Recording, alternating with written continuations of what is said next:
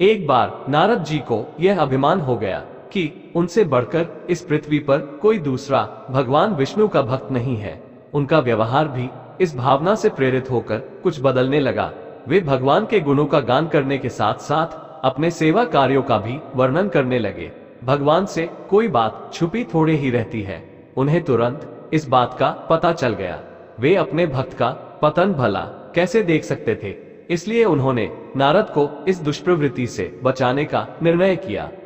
एक दिन नारद जी और भगवान विष्णु साथ साथ वन में जा रहे थे। अचानक विष्णु जी एक वृक्ष के नीचे थक कर बैठ गए और बोले, भाई नारद जी, हम तो थक गए हैं, प्यास भी लगी है, कहीं से पानी मिल जाए तो लाओ। हमसे तो प्यास के मारे चला नहीं जा रहा है, हमारा गला सूख रहा है। यह सुनकर नारद जी तुरंत सावधान हो गए। उनके होते हुए भगवान भला प्यासे रहे। वे बोले, भगवान अभी लाया, आप थोड़ी देर प्रतीक्षा करें। नारद जी एक और दौड़ लिए। उनके जाते ही भगवान मुस्कुराए और अपनी माया को नारद जी को सत्य के मार्ग पर लाने का आदेश दिया। माया शुरू हो गई। नारद जी थोड़ी ही दूर गए होंगे कि उन्हें एक गांव दिखाई पड़ा, जिसके बाहर कुएं पर कुछ युवा स्त्रियां पानी भर रही थी। कुएं के पास जब वे पहुंचे तो एक कन्या को देखकर अपनी सुध बुध खो बैठे, बस उसे ही निहारने लगे। वो ये भूल गए कि भगवान के लिए पानी लेने आए थे। कन्या भी नारद जी की भावना समझ गई। वो जल्दी जल्दी जल से घड़ा भरकर अपनी सहेलियों को पीछे छोड़कर घर की ओर लपकी। नारद जी भी उसके पीछे हो लिए। कन्या तो घर के अंदर चली गई, लेकिन नारद जी ने द्वार पर खड़े होकर नारायण नारायण का अलख जगाया। गृहस्वामी नारायण का नाम सुनकर बाहर आया। उसने नारद जी को तुरंत पहचान लिया। अत्यंत विनम्रता और आदर के साथ वह नारद जी को घर के अंदर ले गया और उनके हाथ पैर धोकर स्वच्छ आसन पर बिठाया तथा उनकी सेवा सत्कार में कोई कमी न छोड़ी। उनके आगमन से अपने को धन्य बताते हुए गृहस्वामी ने अपने योग्य सेवा के लिए आग्रह किया। नारद जी बोले, आपके घर में जो आपकी कन्या जल का घड़ा लेकर अभी अभी आई है, मैं उससे विवाह करना चाहता हूँ। नारद जी की बात सुनकर गृहस्वामी एकदम चकित रह गया, लेकिन उसे प्रसन्नता भी हुई कि मेरी कन्या एक ऐसे महान योगी तथा संत के पास जाएगी। उसने स्वीकृति प्रदान कर दी और नारद जी को अपने ही घर में रख लिया। 2-4 दिन पश्चात शुभ मुहूर्त में उसने अपनी कन्या का विवाह नारद जी के साथ कर दिया तथा उन्हें गांव में ही उतनी धरती का टुकड़ा दे दिया जिससे वे खेती करके आराम से अपना और अपने परिवार का पेट भर सके। अब नारद जी की वीणा एक खूंटी पर टंगी रहती, जिसकी ओर उनका ध्यान बहुत कम जाता। वे अपनी पत्नी के आगे नारायण को भूल गए।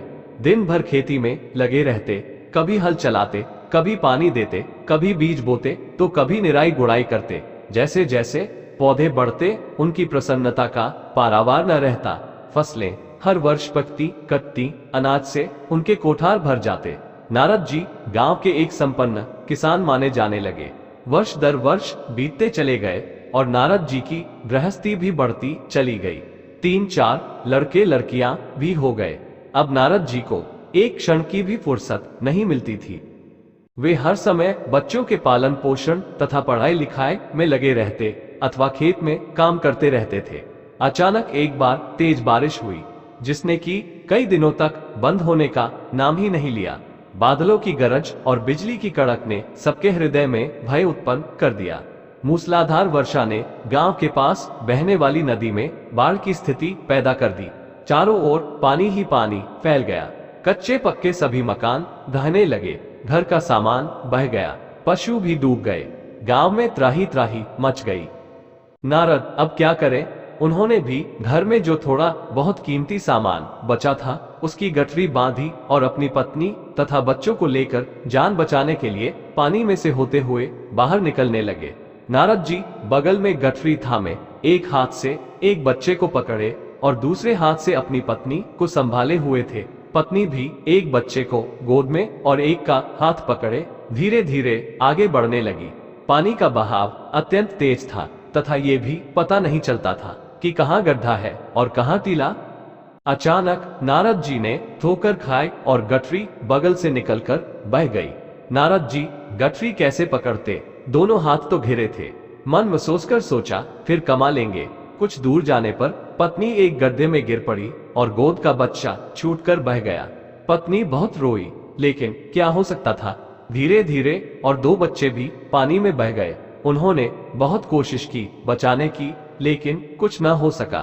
दोनों पति पत्नी बड़े दुखी, रोते कल्पते, एक दूसरे को सांत्वना देते कोई ऊंची जगह ढूंढते रहे। एक जगह आगे चलकर दोनों एक गड्ढे में समा गए। नारद जी तो किसी प्रकार गड्ढे में से निकल आए, मगर उनकी पत्नी का कहीं पता नहीं चला। बहुत देर तक नारद जी उसे इधर उधर दूर दूर तक ढूंढते रहे, लेकिन व्यर्थ। रोते रोते उनका बुरा हाल था। हृदय पत्नी और बच्चों को याद कर करके फटा जा रहा था। उनकी तो सारी गृहस्थी उजड़ गई थी। बेचारे क्या करे, किसे कौन से अपने भाग्य को या भगवान को। भगवान का ध्यान आते ही नारद जी के मस्तिष्क में प्रकाश फैल गया और पुरानी सारी बातें याद आ गई। वे किस लिए आए थे और कहाँ आ गए।